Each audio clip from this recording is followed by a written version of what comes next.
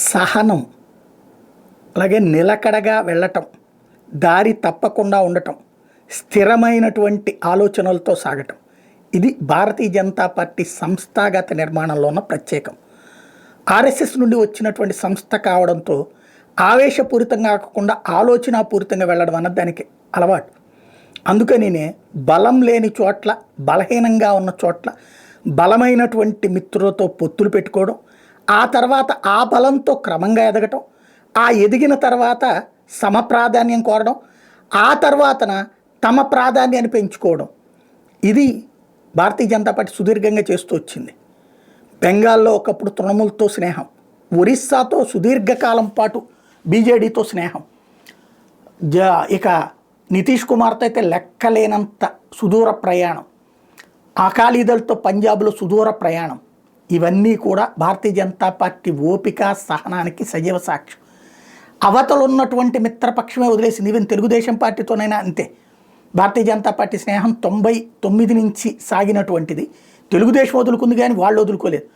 అలాగే బిజు జనతాదళ్తో బీజేపీ వదులుకోలేదు, బిజు జనతాదళ్లే వదులుకుంది. నితీష్ కుమార్తో స్నేహంలో నితీష్ వదులుకున్నాడు కానీ బీజేపీ వదులుకోలేదు. శివసేన మహారాష్ట్రలో శివసేన వదులుకుంది కానీ బీజేపీ వదులుకోలేదు. ఇట్లాగా మేము తప్పు చేయలేదు, మేమైతే ఎదుగుతున్నాం కాబట్టి ఇంకొకటి ఎక్కువ అడుగుతుంటాం అన్నటువంటి రూట్లోనే వెళ్తుంటారు. ఆంధ్రప్రదేశ్ విషయంలో అట్లాగే ఉంది. బీజేపీని తొక్కి పడేయటానికి దశాబ్దాలుగా ప్రయత్నం జరుగుతూ వచ్చింది. కానీ ప్రజలు దాన్ని 98లో గట్టి బలాన్ని ఇచ్చారు, 99లో గట్టి శక్తిని ఇచ్చారు. 2004, 2009లో దెబ్బతింటే 2014లోకి వచ్చేటప్పటికి మళ్ళీ బలమైనటువంటి శక్తిని ఇచ్చారు. 2019లో మరింత బలమైన, 2019లో దెబ్బతింది, తెలంగాణలో బలపడింది. అంటే 2 తెలుగు రాష్ట్రాలకు సంబంధించి భారతీయ జనతా పార్టీకి చాలా క్లారిటీ ఉంది. తెలంగాణలో బీజేపీ పట్టు ఉంది, ఆంధ్రప్రదేశ్లో పట్టు లేకపోవడానికి కారణం స్థానిక నాయకులు సుదీర్ఘకాలంగా వేరే పార్టీలకి లాయల్టీలు ప్రదర్శిస్తూ సొంత పార్టీని పక్కన పెడుతుండ్రు. అదే సందర్భంలో గత 10 ఏళ్ల నుండి విష ప్రచారంతో భారతీయ జనతా పార్టీ నష్టపోయింది. ఎలాంటి విష ప్రచారం? రాష్ట్రంలో జరిగిన ప్రతి అభివృద్ధిలో కేంద్రమే కీలక పాత్ర. రాష్ట్రం దగ్గర డబ్బులు ఎక్కడ వచ్చినాయి? అప్పులతో ప్రారంభమైనటువంటి రాష్ట్రంలో ఆదాయం ఎక్కడి నుంచి ఉంది?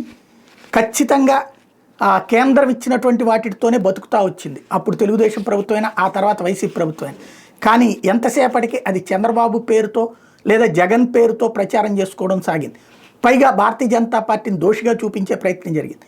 అదే మీడియా ఈ రోజున భారతీయ జనతా పార్టీ పొత్తులో భాగంగా ఇవాళ ప్రతిరోజు ఈనాడు జ్యోతి కానీ, ఆ 6 మీడియా కానీ చంద్రబాబు మీద ప్రేమతోనైనా భారతీయ జనతా పార్టీ అది ఇచ్చింది, ఇది ఇచ్చింది అన్నటువంటి వివరంగా రాసుకొస్తున్నారు. బాబు సాధించాడని రాస్తున్నారు, కానీ ఇచ్చారు అన్నది చెప్తున్నారు. అదే సందర్భంలో రాబోయేటటువంటి రోజుల్లో కూడా పోలవరం పూర్తయితే మా వల్లే, అలాగే అమరావతి పూర్తయితే మా వల్లే, 27,000 కోట్లు మేమిచ్చాకే పూర్తవుతోంది, అట్లాగే పోలవరం ప్యాకేజీ మేమిచ్చాకే పూర్తవుతోంది, ఇది అంతా మా ఇదే అన్నటువంటి విషయాన్ని స్పష్టంగా చెప్పే ప్రయత్నం అమిత్ షా చేస్తుంది. మొన్న రాష్ట్రానికి సంబంధించి నరేంద్ర మోడీ చెప్పుకొచ్చింది. కానీ ఏ నోళ్లతో అయితే తమని వ్యతిరేకంగా ప్రచారం చేశారు 10 ఏళ్ళు, దాన్ని జాగ్రత్తగా పాజిటివ్గా ప్రొజెక్ట్ చేసుకునేటటువంటి ఎత్తుగడ నిదానంగా సాగుతూ వస్తుంది. ఇది రాబోయే రోజుల్లో భారతీయ జనతా పార్టీ స్థిరమైనటువంటి సంకల్పంతో ఆంధ్రాలో పాగా వేయడానికి చేస్తున్న ప్రయత్నం అన్నది తెలుగుదేశం పార్టీలో బుర్రలో ఉన్న చాలామందికి తెలుసు. అందుకనే వాళ్ళు కలవరపడుతున్నారు.